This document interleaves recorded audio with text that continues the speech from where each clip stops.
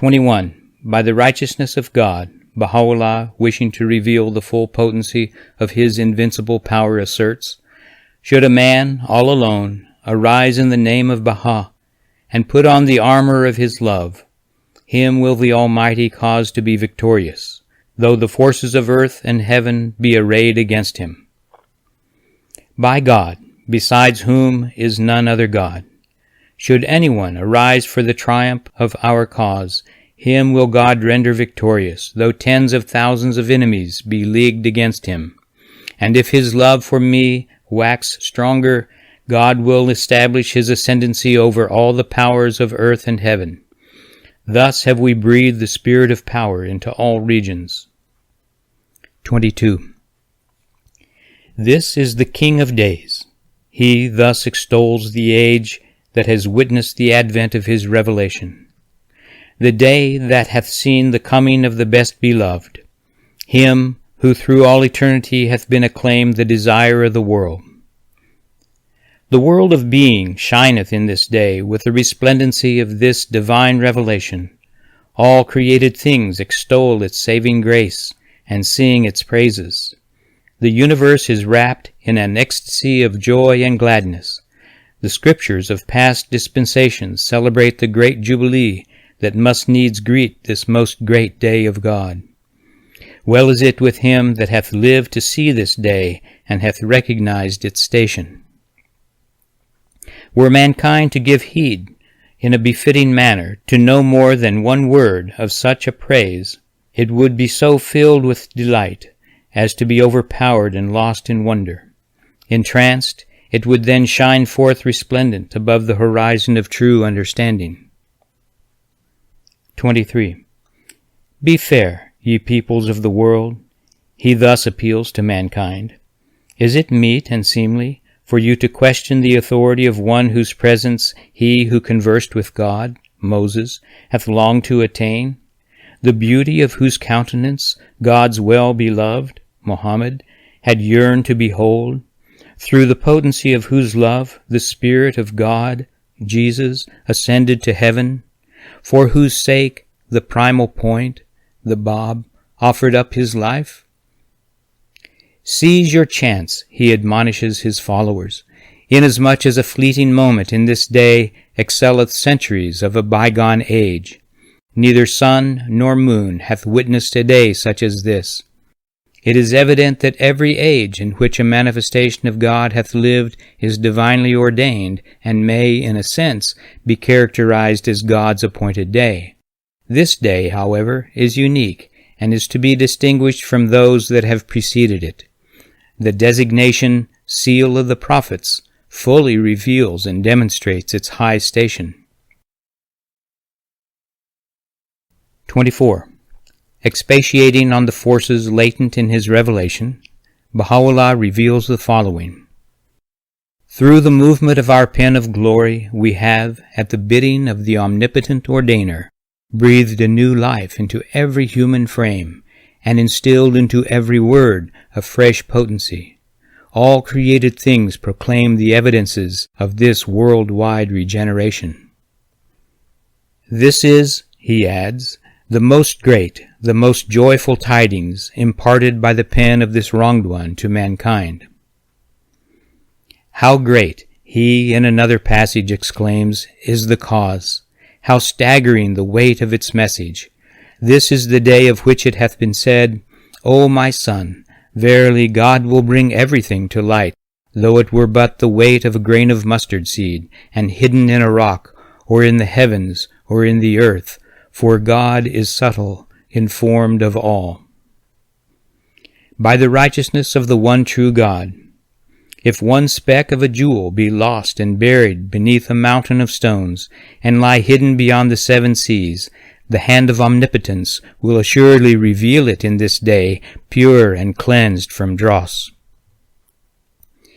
He that partaketh of the waters of my revelation will taste all the incorruptible delights ordained by God, from the beginning that hath no beginning to the end that hath no end.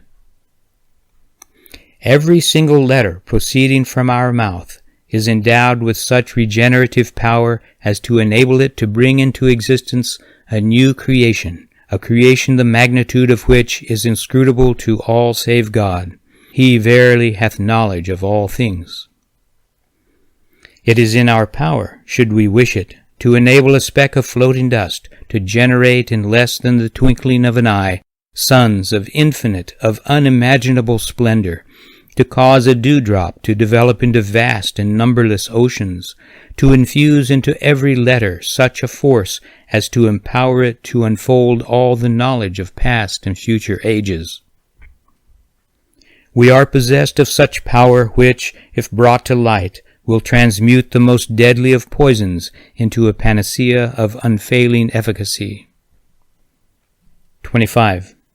Estimating the station of the true believer, he remarks, "By the sorrows which afflict the beauty of the All-Glorious, such is the station ordained for the true believer, that if, to an extent smaller than a needle's eye, the glory of that station were to be unveiled to mankind, every beholder would be consumed away in his longing to attain it. For this reason it hath been decreed that in this earthly life the full measure of the glory of his own station should remain concealed from the eyes of such a believer."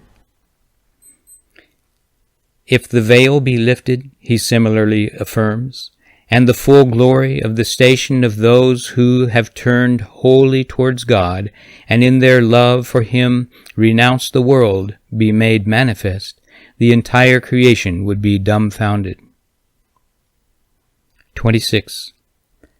Stressing the superlative character of his revelation as compared with the dispensation preceding it, Baha'u'lláh makes the following affirmation: "If all the peoples of the world be invested with the powers and attributes destined for the letters of the living, the Bab's chosen disciples, whose station is 10,000 times more glorious than any which the apostles of old have attained, and if they, one and all, should, swift as the twinkling of an eye, hesitate to recognize the light of my revelation, their faith shall be of no avail, and they shall be accounted among the infidels." So tremendous is the outpouring of divine grace in this dispensation, that if mortal hands could be swift enough to record them, within the space of a single day and night, there would stream verses of such number as to be equivalent to the whole of the Persian Bayan. 27. "Give heed to my warning, ye people of Persia," he thus addresses his countrymen. "If I be slain at your hands, God will assuredly raise up one who will fill the seat made vacant through my death, for such is God's method carried into effect of old, and no change can ye find in God's mode of dealing. Should they attempt to conceal his light on the continent, he will assuredly rear his head in the midmost heart of the ocean, and raising his voice proclaim, 'I am the life-giver of the world.' And if they cast him into a darksome pit, they will find him seated on earth's loftiest heights, calling aloud to all mankind, 'Lo, the desire of the world is come, in his majesty, his sovereignty, his transcendent dominion.' And if he be buried beneath the depths of the earth, his spirit, soaring to the apex of heaven, shall peal the summons, 'Behold ye the coming of the glory. Witness ye the kingdom of God, the most holy, the gracious, the all-powerful.'"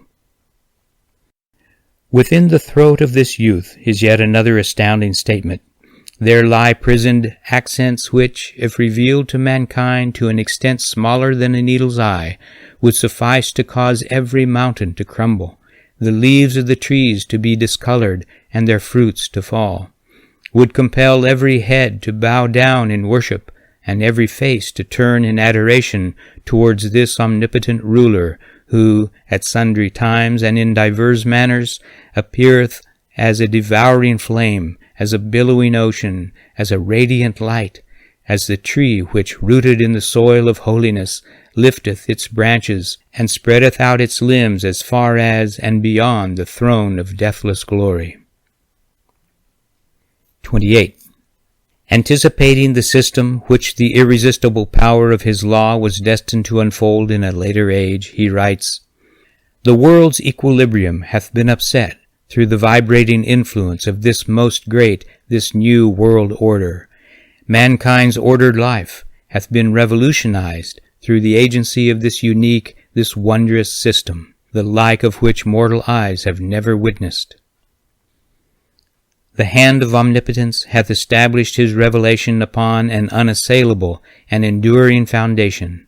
Storms of human strife are powerless to undermine its basis, nor will men's fanciful theories succeed in damaging its structure.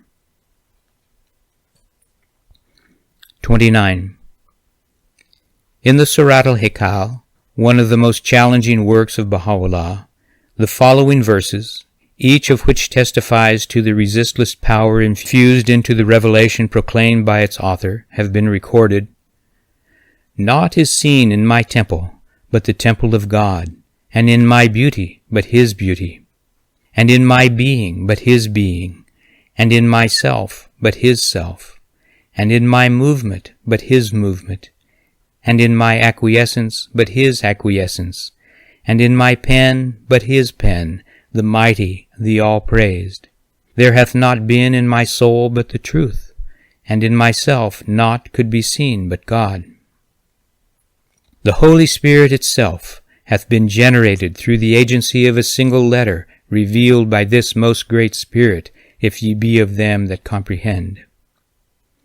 Within the treasury of our wisdom there lies unrevealed a knowledge, one word of which, if we chose to divulge it to mankind, would cause every human being to recognize the manifestation of God and to acknowledge His omniscience, would enable everyone to discover the secrets of all the sciences, and to attain so high a station as to find himself wholly independent of all past and future learning. Other knowledges we do as well possess, not a single letter of which we can disclose, nor do we find humanity able to hear even the barest reference to their meaning. Thus have we informed you of the knowledge of God, the all-knowing, the all-wise. The day is approaching, when God will have, by an act of His will, raised up a race of men, the nature of which is inscrutable to all save God, the all-powerful, the self-subsisting. He will, ere long, out of the bosom of power, draw forth the hands of ascendancy and might, hands who will arise to win victory for this youth, and who will purge mankind from the defilement of the outcast and the ungodly. These hands will gird up their loins to champion the faith of God, and will, in my name, the self-subsistent, the mighty, subdue the peoples and kindreds of the earth. They will enter the cities, and will inspire with fear the hearts of all their inhabitants. Such are the evidences of the might of God. How fearful, how vehement is His might. 30. Such is, dearly beloved friends, Baha'u'llah's own written testimony to the nature of his revelation, to the affirmations of the Bab, each of which reinforces the strength and confirms the truth of these remarkable statements I have already referred. What remains for me to consider in this connection are such passages in the writings of Abdul-Baha, the appointed interpreter of these same utterances, as throw further light upon and amplify various features of this enthralling theme. The tone of his language is indeed as emphatic, and his tribute no less glowing, than that of either Baha'u'lláh or the Bab. 31. Centuries, nay, ages must pass away, he affirms in one of his earliest tablets, ere the day-star of truth shineth again in its midsummer splendor, or appeareth once more in the radiance of its vernal glory. How thankful must we be for having been made in this day the recipients of so overwhelming a favor. Would that we had 10,000 lives, that we might lay them down in thanksgiving for so rare a privilege, so high an attainment, so priceless a bounty. The mere contemplation, he adds, of the dispensation inaugurated by the Blessed Beauty would have sufficed to overwhelm the saints of bygone ages, saints who long to partake for one moment of its great glory. The holy ones of past ages and centuries have, each and all, yearned with tearful eyes to live, though for one moment, in the day of God. Their longings unsatisfied, they repaired to the great beyond. How great, therefore, is the bounty of the Abha beauty, who, notwithstanding our utter unworthiness, hath, through his grace and mercy, breathed into us, in this divinely illumined century, the spirit of life, hath gathered us beneath the standard of the beloved of the world, and chosen to confer upon us a bounty for which the mighty ones of bygone ages have craved in vain. The souls of the well-favored among the concourse on high, he likewise affirms, the sacred dwellers of the most exalted paradise, are in this day filled with burning desire to return unto this world, that they may render such service as lieth in their power to the threshold of the Abha beauty. 32. The effulgence of God's splendorous mercy, he in a passage alluding to the growth and future development of the faith declares, hath enveloped the peoples and kindreds of the earth, and the whole world is bathed in its shining glory. The day will soon come when the light of divine unity will have so permeated the east and the west that no man dare any longer ignore it. Now, in the world of being, the hand of divine power hath firmly laid the foundations of this all-highest bounty and this wondrous gift. Whatsoever is latent in the inmost of this holy cycle shall gradually appear and be made manifest, for now is but the beginning of its growth, and the dayspring of the revelation of its signs. Ere the close of this century and of this age, it shall be made clear and evident how wondrous was that springtide, and how heavenly was that gift. 33. In confirmation of the exalted rank of the true believer, referred to by Baha'u'lláh, he reveals the following. The station which he who hath truly recognized this revelation will attain is the same as the one ordained for such prophets of the house of Israel, who are not regarded as manifestations endowed with constancy. 34. In connection with the manifestations destined to follow the revelation of Baha'u'lláh, Abdu'l-Baha makes this definite and weighty declaration. Concerning the manifestations that will come down in the future in the shadows of the clouds, know verily that insofar as their relation to the source of their inspiration is concerned, they are under the shadow of the ancient beauty. In their relation, however, to the age in which they appear, each and every one of them doeth whatsoever he willeth. 35.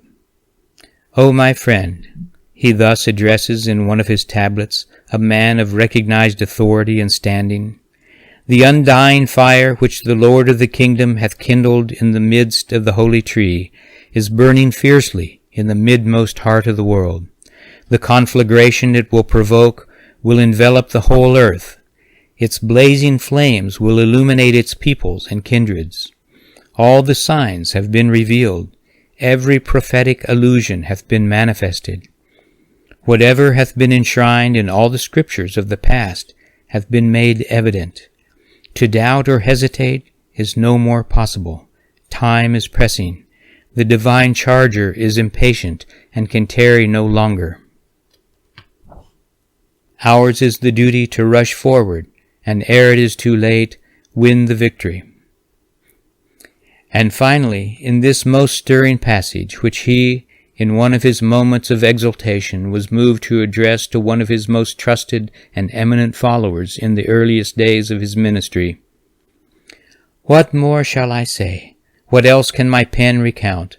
So loud is the call that reverberates from the Abha kingdom, that mortal ears are well nigh deafened with its vibrations. The whole creation, methinks, is being disrupted, and is bursting asunder through the shattering influence of the divine summons issued from the throne of glory. More than this I cannot write. 36. Dearly beloved friends, enough has been said, and the quoted excerpts from the writings of the Bab, of Baha'u'lláh, and of Abdul-Baha are sufficiently numerous and varied to convince the conscientious reader of the sublimity of this unique cycle in the world's religious history. It would be utterly impossible to over-exaggerate its significance or to overrate the influence it has exerted and which it must increasingly exert as its great system unfolds itself amidst the welter of a collapsing civilization.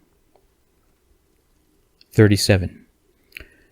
To whoever may read these pages, a word of warning seems, however, advisable before I proceed further with the development of my argument. Let no one, meditating in the light of the afore-quoted passages on the nature of the revelation of Baha'u'lláh, mistake its character or misconstrue the intent of its author. The divinity attributed to so great a being and the complete incarnation of the names and attributes of God in so exalted a person should, under no circumstances, be misconceived or misinterpreted.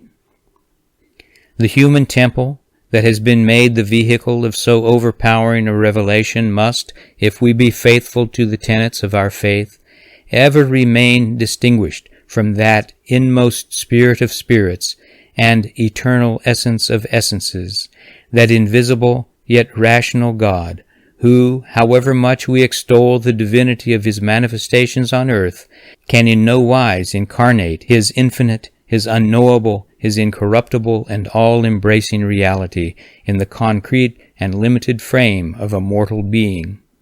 Indeed, the God who could so incarnate his own reality would, in the light of the teachings of Baha'u'lláh, cease immediately to be God. So crude and fantastic a theory of divine incarnation is as removed from and incompatible with the essentials of Baha'i belief as are the no less inadmissible pantheistic and anthropomorphic conceptions of God, both of which the utterances of Baha'u'lláh emphatically repudiate and the fallacy of which they expose. 38.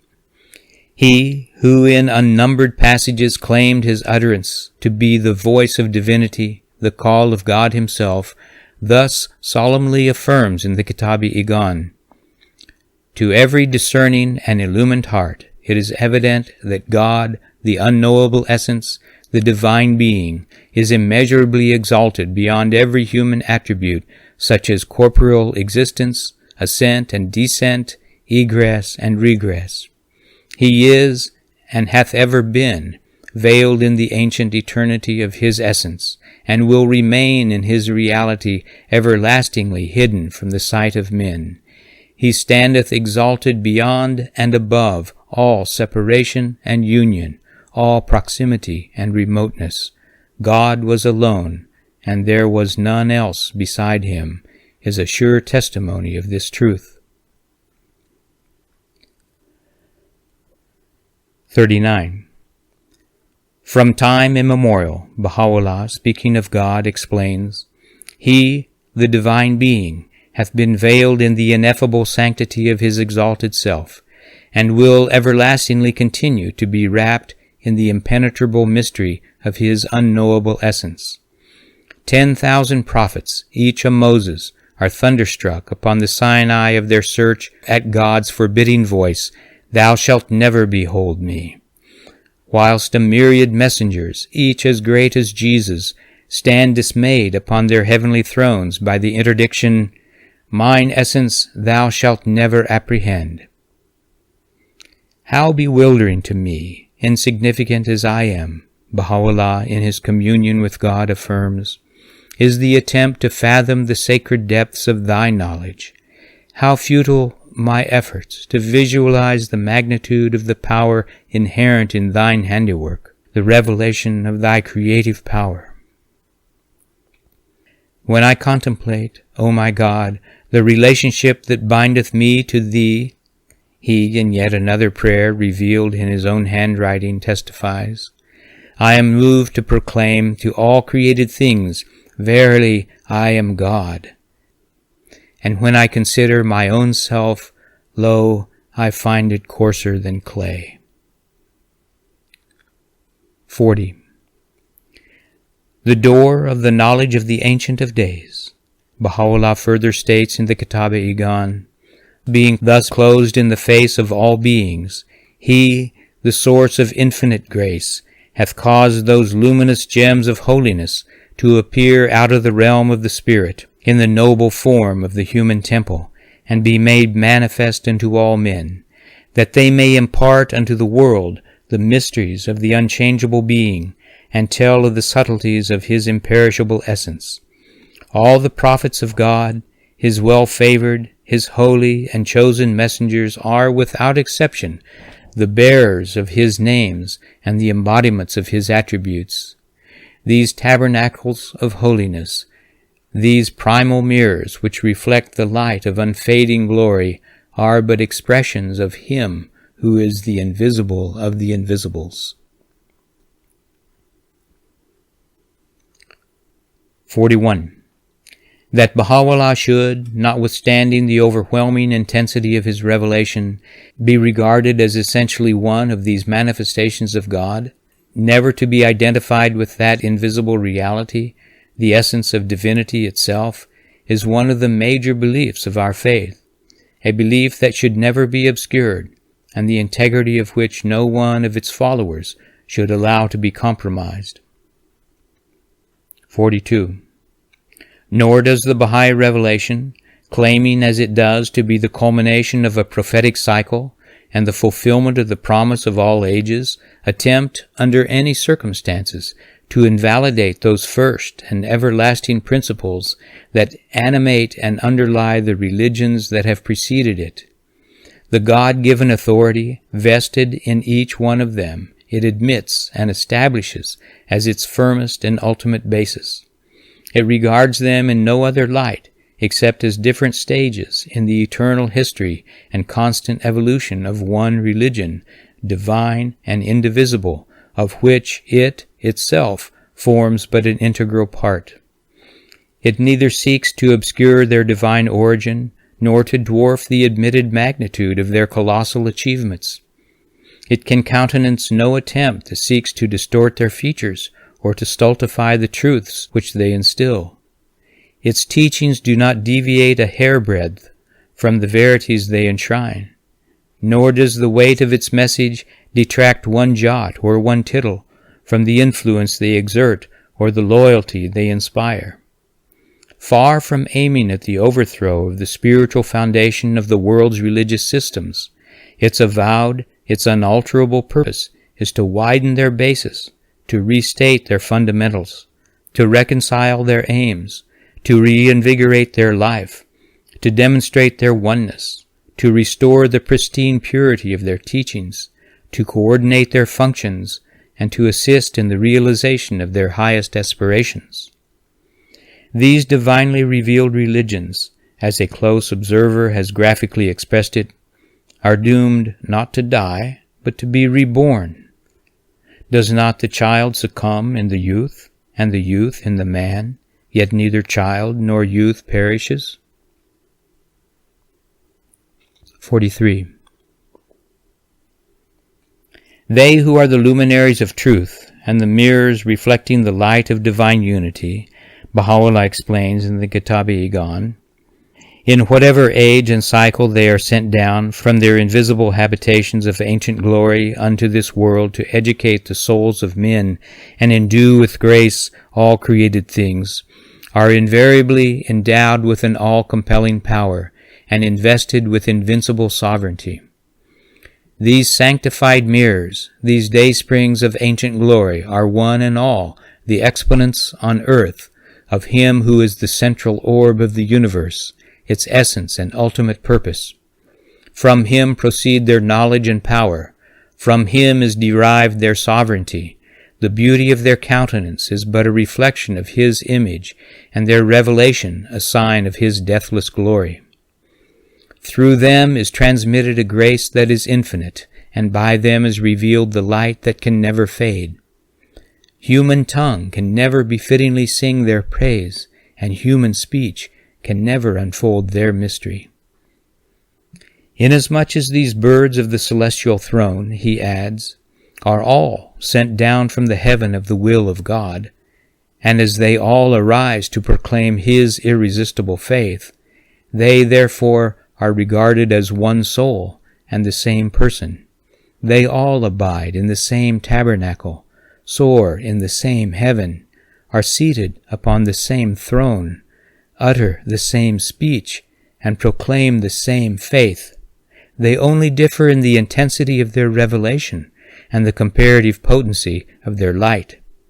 That a certain attribute of God hath not been outwardly manifested by these essences of detachment doth in no wise imply that they who are the daysprings of God's attributes and the treasuries of his holy names did not actually possess it.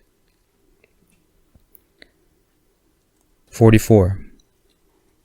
It should also be borne in mind that great as is the power manifested by this revelation, and however vast the range of the dispensation its author has inaugurated, it emphatically repudiates the claim to be regarded as the final revelation of God's will and purpose for mankind. To hold such a conception of its character and functions would be tantamount to a betrayal of its cause and a denial of its truth. It must necessarily conflict with the fundamental principle which constitutes the bedrock of Baha'i belief, the principle that religious truth is not absolute but relative, that divine revelation is orderly, continuous, and progressive, and not spasmodic or final. Indeed, the categorical rejection by the followers of the faith of Baha'u'lláh of the claim to finality which any religious system inaugurated by the prophets of the past may advance is as clear and emphatic as their own refusal to claim that same finality for the revelation with which they stand identified. To believe that all revelation is ended, that the portals of divine mercy are closed, that from the daysprings of eternal holiness no sun shall rise again, that the ocean of everlasting bounty is forever stilled, and that out of the tabernacle of ancient glory the messengers of God have ceased to be made manifest, must constitute in the eyes of every follower of the faith a grave and inexcusable departure from one of its most cherished and fundamental principles. 45. A reference to some of the already quoted utterances of Baha'u'lláh and Abdul-Baha will surely suffice to establish beyond the shadow of a doubt the truth of this cardinal principle.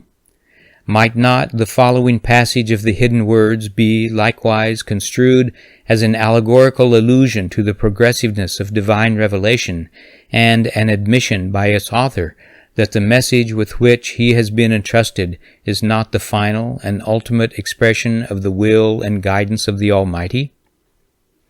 O Son of Justice, in the night season the beauty of the immortal being hath repaired from the emerald height of fidelity unto the Sidrat al-Muntaha, and wept with such a weeping that the concourse on high and the dwellers of the realms above have wailed at his lamenting. Whereupon there was asked, Why the wailing and weeping?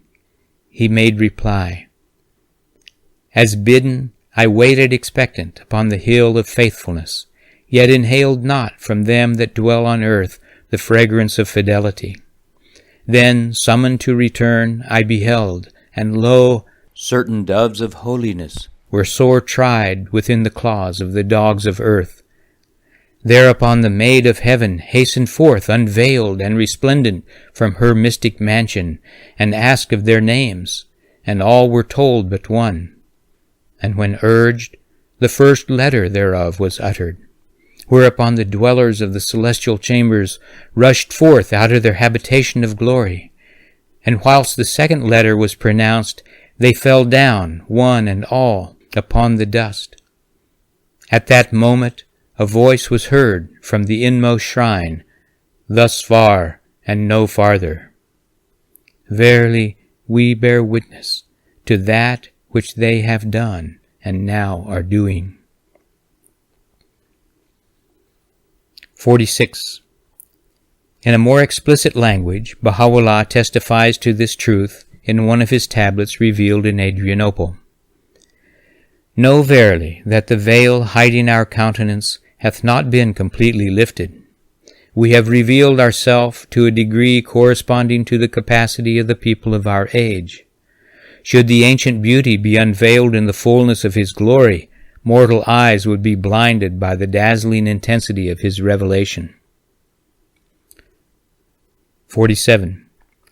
In the Surah-e-Sabr, revealed as far back as the year 1863, on the very first day of his arrival in the Garden of Rezvan, he thus affirms, God hath sent down his messengers to succeed Moses and Jesus, and he will continue to do so till the end that hath no end, so that his grace may, from the heaven of divine bounty, be continually vouchsafed to mankind. 48. I am not apprehensive for my own self, Baha'u'lláh still more explicitly declares. My fears are for him who will be sent down unto you after me, him who will be invested with great sovereignty and mighty dominion. And again he writes in the Surat al-Hikal, By those words which I have revealed, myself is not intended, but rather he who will come after me. To it is witness God, the all-knowing. Deal not with him, he adds, as ye have dealt with me. 49. In a more circumstantial passage, the Bab upholds the same truth in his writings. It is clear and evident, he writes in the Persian Bayan, that the object of all preceding dispensations hath been to pave the way for the advent of Muhammad, the Apostle of God. These, including the Mohammedan dispensation, have had in their turn, as their objective, the revelation proclaimed by the Qa'im. The purpose underlying this revelation, as well as those that preceded it, has, in like manner, been to announce the advent of the faith of him whom God will make manifest. And this faith, the faith of him whom God will make manifest, in its turn, together with all the revelations gone before it, have as their object the manifestation destined to succeed it, and the latter, no less than all the revelations preceding it, prepare the way for the revelation which is yet to follow. The process of the rise and setting of the Sun of Truth will thus indefinitely continue, a process that hath no beginning and will have no end. 50. Know of a certainty, Baha'u'lláh explains in this connection, that in every dispensation the light of divine revelation has been vouchsafed to men in direct proportion to their spiritual capacity. Consider the sun, how feeble its rays the moment it appeareth above the horizon, how gradually its warmth and potency increase as it approacheth its zenith, enabling meanwhile all created things to adapt themselves to the growing intensity of its light. How steadily it declines until it reacheth its setting point. Were it all of a sudden to manifest the energies latent within it, it would no doubt cause injury to all created things.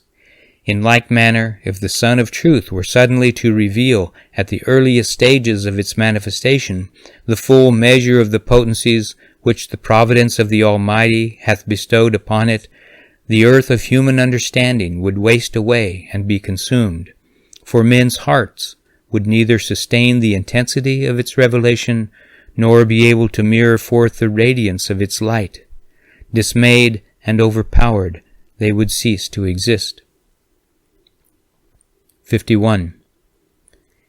In the light of these clear and conclusive statements, it is our clear duty to make it indubitably evident to every seeker after truth that from the beginning that hath no beginning, the prophets of the One, the unknowable God, including Baha'u'lláh himself, have all, as the channels of God's grace, as the exponents of his unity, as the mirrors of his light, and the revealers of his purpose, been commissioned to unfold to mankind an ever-increasing measure of his truth, of his inscrutable will and divine guidance, and will continue to the end that hath no end, to vouchsafe still fuller and mightier revelations of his limitless power and glory.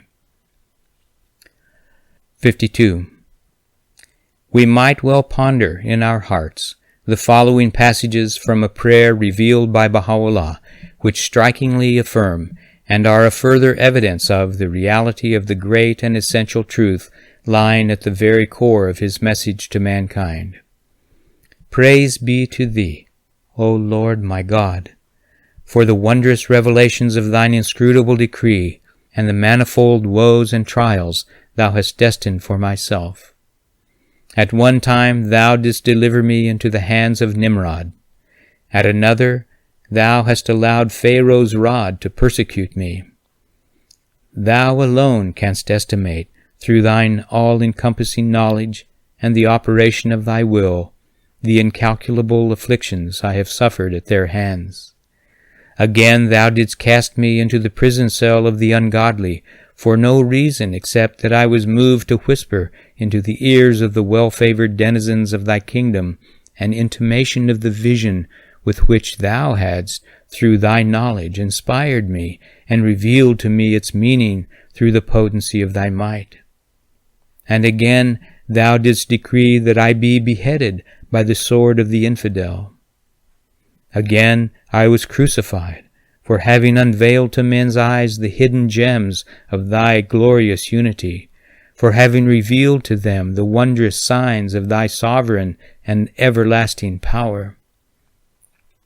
How bitter the humiliations heaped upon me in a subsequent age on the plain of Karbala! How lonely did I feel amidst thy people! To what state of helplessness I was reduced in that land! Unsatisfied with such indignities, my persecutors decapitated me, and carrying aloft my head from land to land, paraded it before the gaze of the unbelieving multitude, and deposited it on the seats of the perverse and faithless. In a later age I was suspended, and my breast was made a target to the darts of the malicious cruelty of my foes. My limbs were riddled with bullets, and my body was torn asunder. Finally, behold how in this day my treacherous enemies have leagued themselves against me, and are continually plotting to instill the venom of hate and malice into the soul of thy servants. With all their might they are scheming to accomplish their purpose. Grievous as is my plight, O God, my well-beloved, I render thanks unto thee, and my spirit is grateful for whatsoever hath befallen me in the path of thy good pleasure. I am well pleased with that which thou didst ordain for me, and welcome, however calamitous, the pains and sorrows I am made to suffer.